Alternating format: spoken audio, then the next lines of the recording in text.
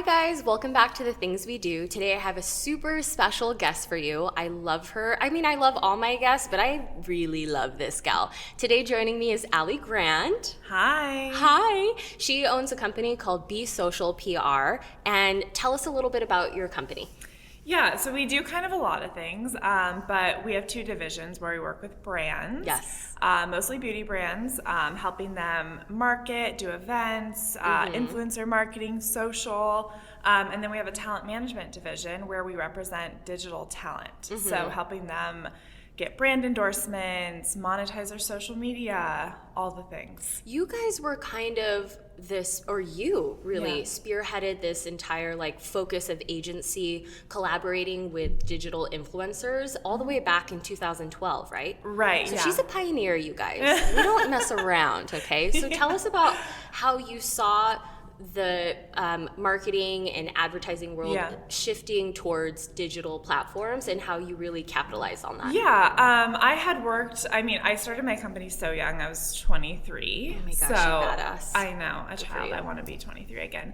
But so basically at that time, so 2012, I guess. Yes. I had worked at a traditional PR agency where that's you're getting editorial, media placement, print, newspaper, things like that, which was the hot thing to do.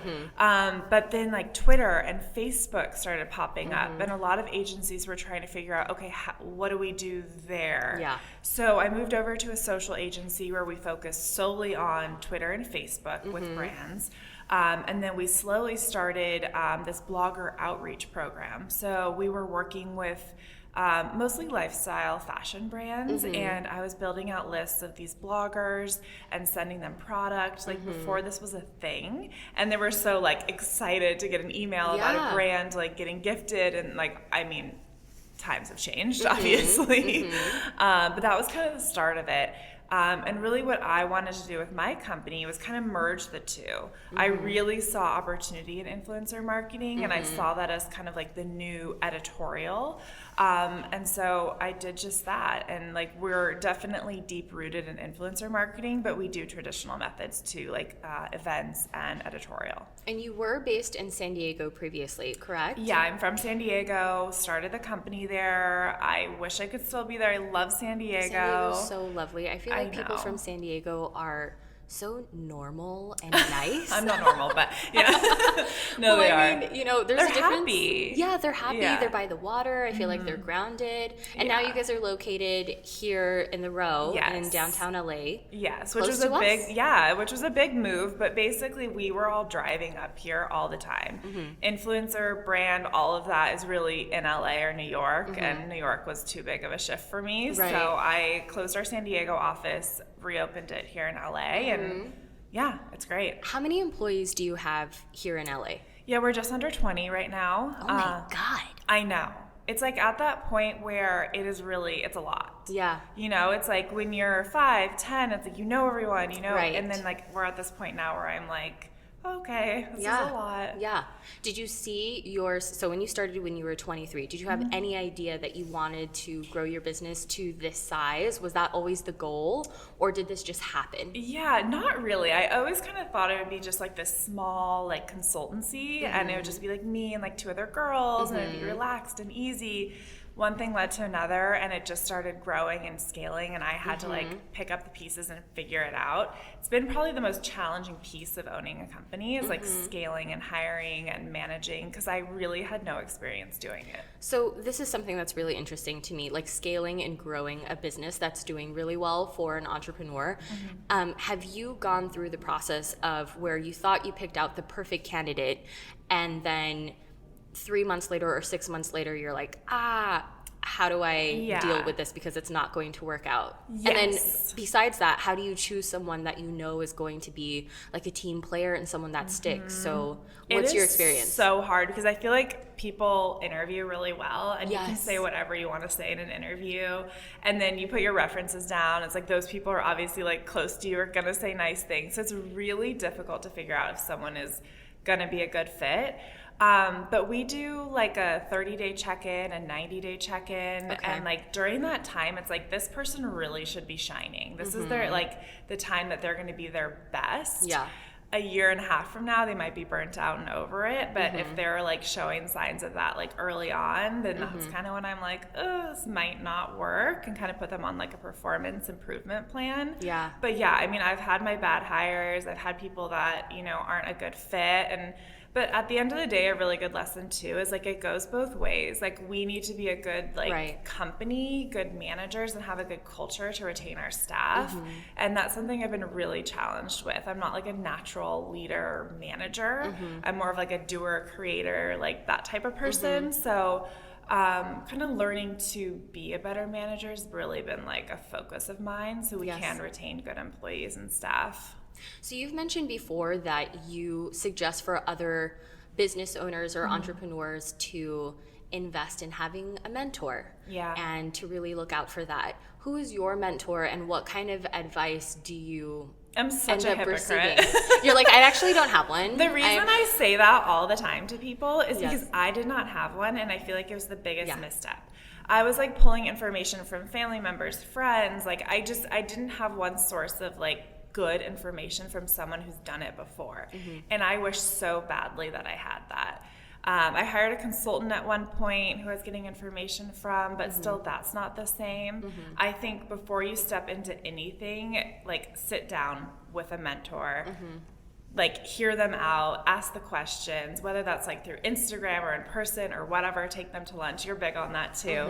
But yeah, I don't really have one. I mean, now I feel like literally 2012 versus now, there's so many female founders you can like look up to, and they're so accessible, whether that's through like conferences. I think it was so different, like the climate even like 6 to 10 years ago, because myself, I also tell people, you really need to find a mentor. And I think it's easier to say than actually do, and it's harder for also people who are mentoring other people to like, it takes up a lot of time, and it's an investment for them as well.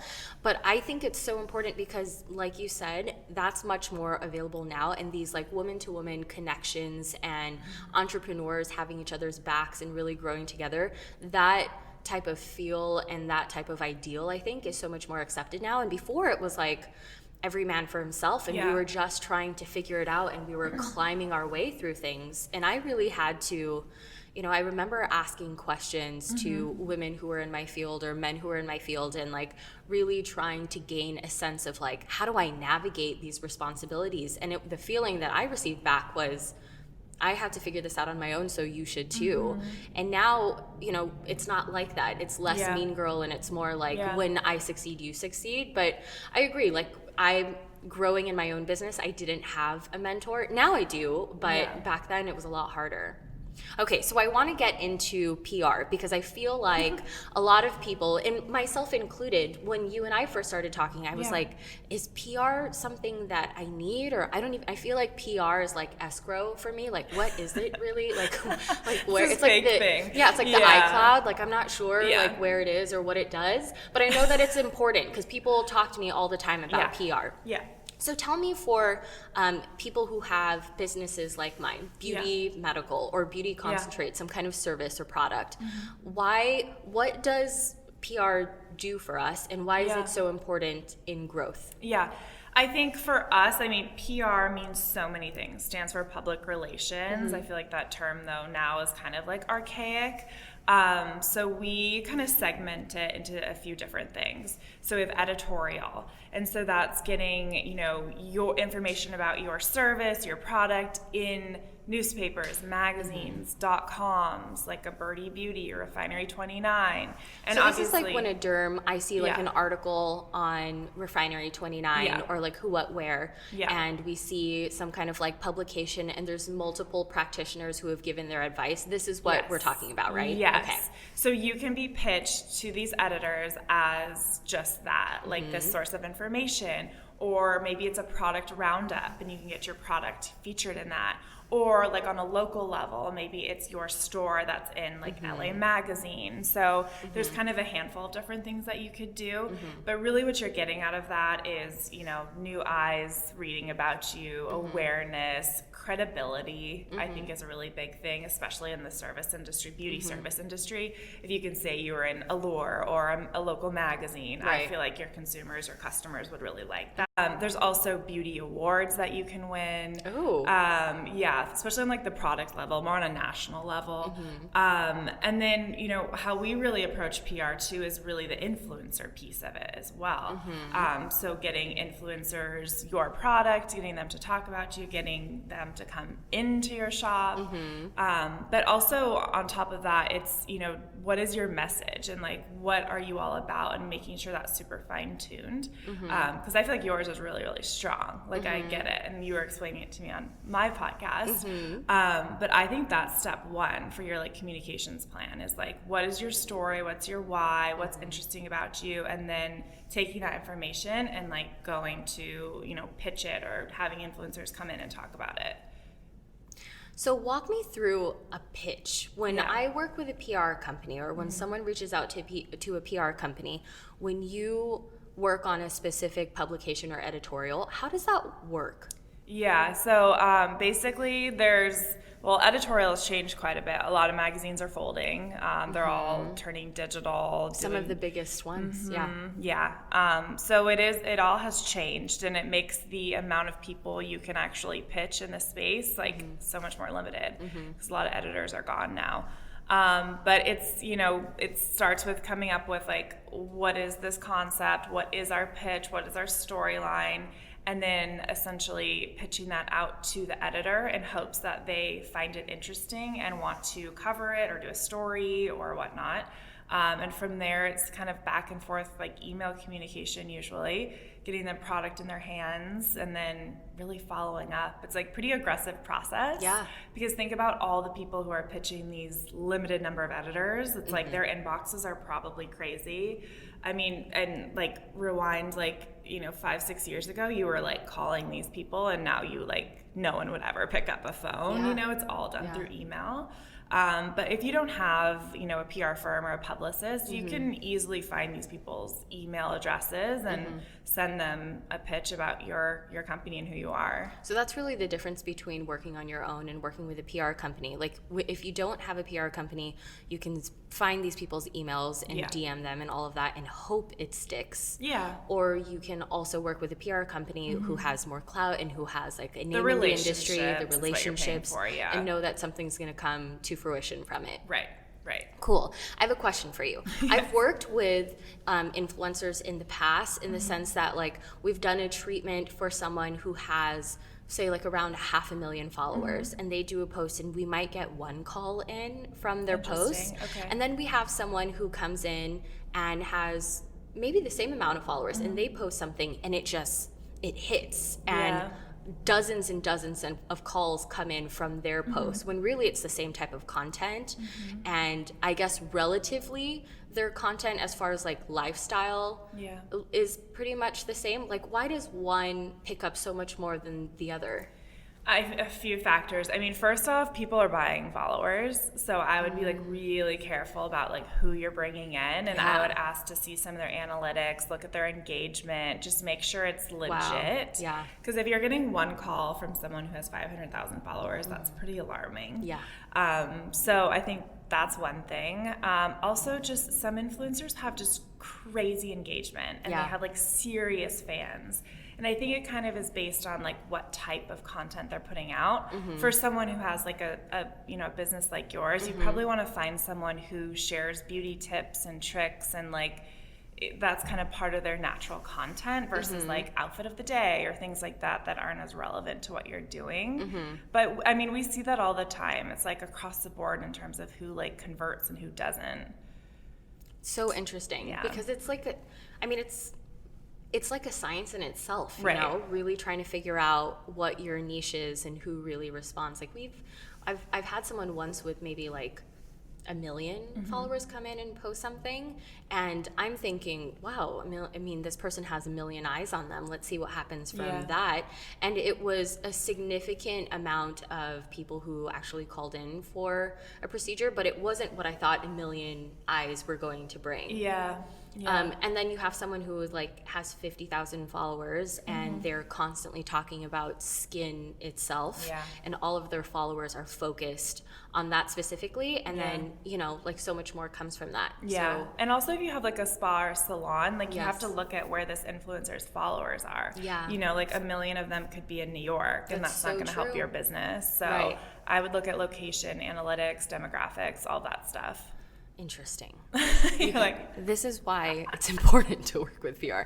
Okay, so tell me, what do you feel? Things right now I feel like are shifting again because of the magazines dropping really, and everything's going so much towards digital. So what do you think is in the future for PR companies and working with beauty brands? Like, what is the direction that things are moving towards? Yeah, I mean, a lot of brands are shifting their dollars to influencer marketing. So that's like paid influencer campaigns, ambassador programs. We work with a company called T3. They're a hair tool company. And so we build out their entire ambassador program. So we have 20 plus girls who are year-long ambassadors for the brand. Wow. We do retreats and events with them. I think we're actually like starting to take things off of online and going to in real life, which is kind of interesting. So tell me more about that. Yeah, so I mean, like Sephora, for example, doing Sephoria. And then that's what brands are asking us for, is like, we want to do these experiences, these events, bring our consumers like to us so they can discover the product and brand in person and touch it and feel it. So I think that's kind of where we're seeing a lot of things going. Podcasts are really interesting, especially on the editorial end. Like, we're definitely getting like female founders and founders of beauty brands on other people's podcasts. That's like a big priority right now.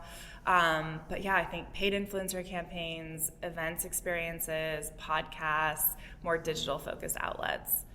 So interesting. But yeah, it's always changing. I mean, it is always changing. And I feel like you have to really watch what's going on, right? With like trends and different types of like advertising and what's picking up and what's not picking up. Because now I feel like a lot of medical offices like mine, or even though we're not medical feeling, technically that's what we are, we're trying to, get through this kind of like windy road of like what sticks and what doesn't stick.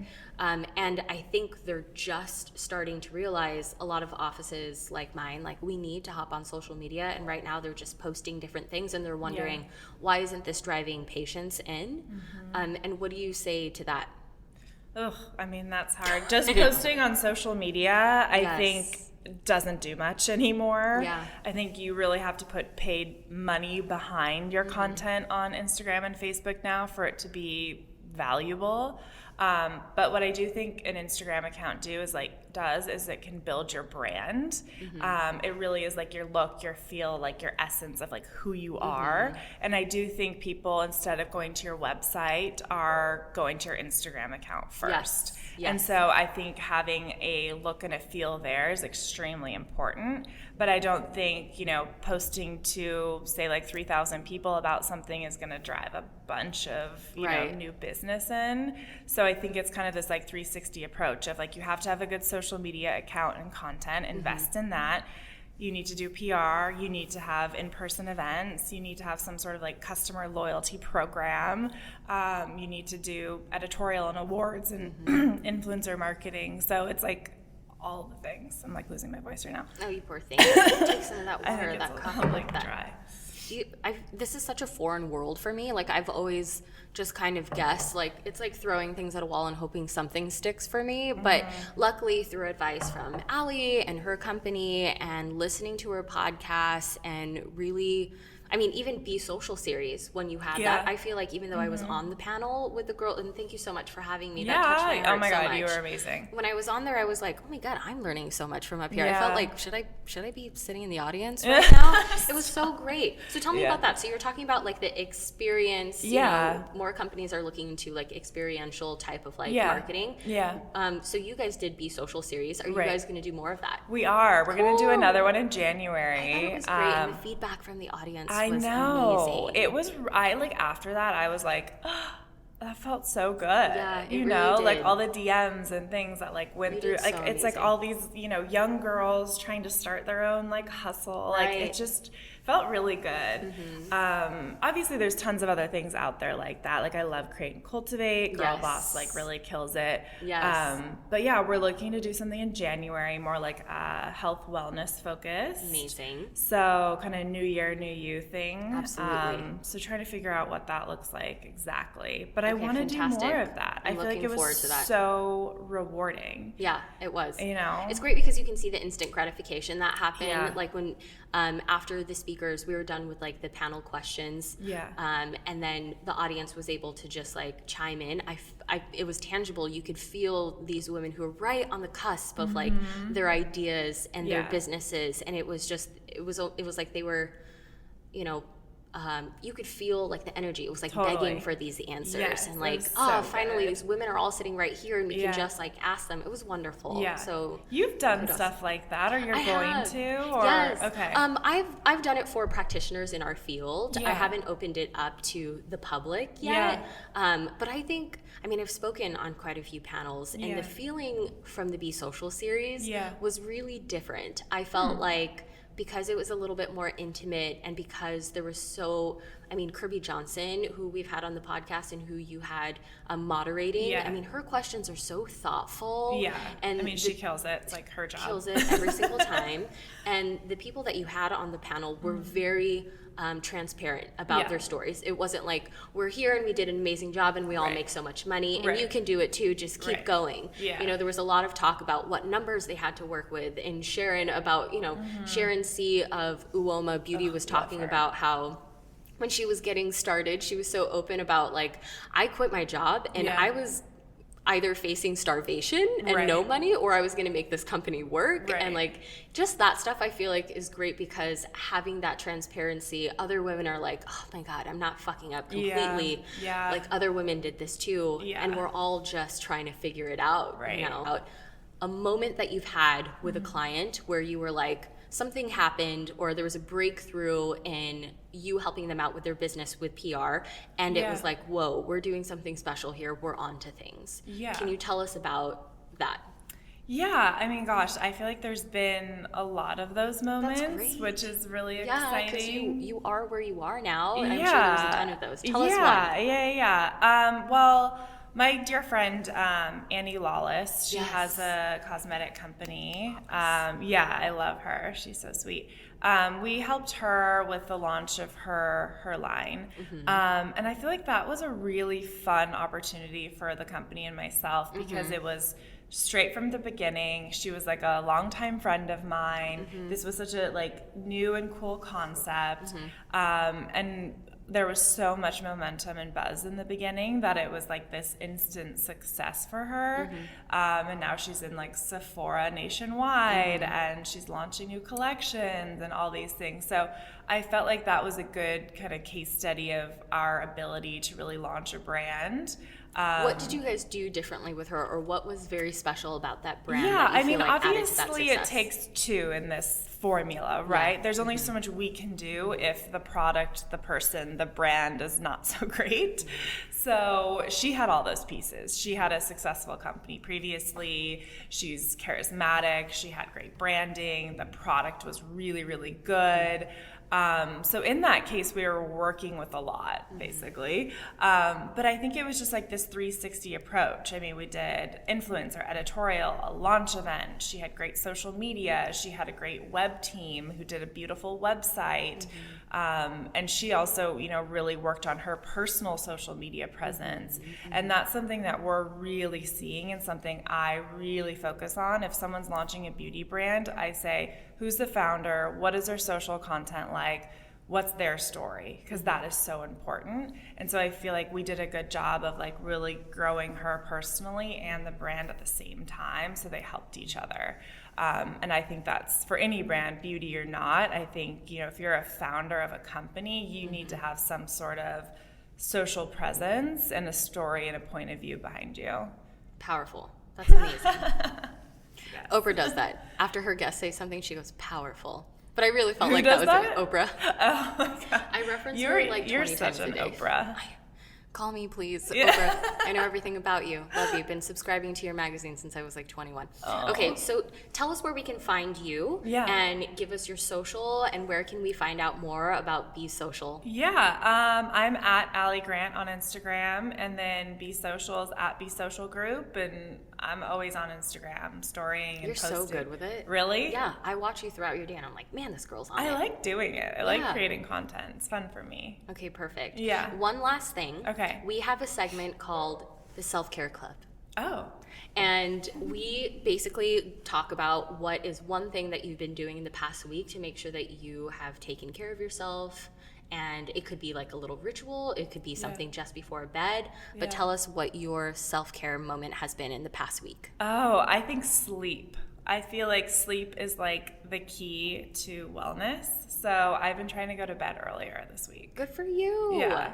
Fantastic. What time do you usually go to bed? Oh, I'm like a night owl. Same. Like I could It's be up really until hard. like 1 a.m. Okay, and what time have you been going to sleep lately? Like 10.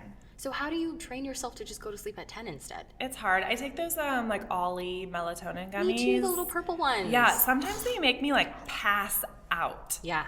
And then sometimes they don't work. So funny story, my husband was like, hey, I got these melatonin gummies. I think we should try it out because Yeah. we need to focus on resting more. Yeah. You know, like we just go until Yeah. like midnight or 1 a.m. and we knock out, and the next day it's like, you wake up so tired. Yeah. So I was like, that stuff doesn't work. It's sold at Target. Like Yeah. I need hardcore meds to be able to put me down. I'm like so, Yeah. amped up all the time Same. naturally.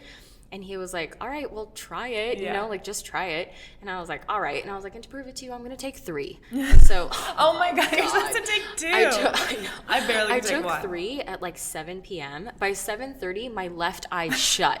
And he was like, are you tired? And I was like, no. Oh But I my was like God. so tired. Yeah. Ollie gummies really work. Yes. No, they So really now, every now and then, if I have trouble or if I know that my mind is racing and I'm going to have a Yeah. hard time going to sleep, Yeah. I take one of those, just one, Yeah. and I'm like good in 30 They minutes. really I'm like, help. Like something in them like calms you down. yeah, well, it's, I think lavender and melatonin, that's and it. Ollie, you should be sponsoring Yeah, this, by sponsor, the way. please. But Pay that's us. wonderful. Okay, thank you so much for joining us. Yeah, that was fun and easy. And thank you. And tell us about your podcast also. Oh yeah, so we have a podcast. It's launching. 3rd season's launching next week. It's called Follow Me. Vanessa's on Amazing. it. We interview entrepreneurs. You guys do such a good job. Do we? Yeah, you No, really do. You have like this amazing team. It's so fancy. No, even when I showed up, I was like, you guys don't even use What are we? Her Why setup didn't we is have like really headphones cool. today? I thought we were gonna do headphones. Well, I told her that you didn't like it. So our show producer, Katrina Hanaira, I was like, no, don't. She I'm doesn't such like a diva. it. I'm sorry. No, it's fine. Everyone needs to have their setup before you feel Yeah. good. Well, Okay, well, this is thank you so great. much. I Thank adore you. I really you. appreciate you coming in today. Thank you. Bye. Bye. Hey guys, thanks for watching. Make sure that you guys check out our previous episodes and tune in for future content because we got some really cool stuff coming up for you.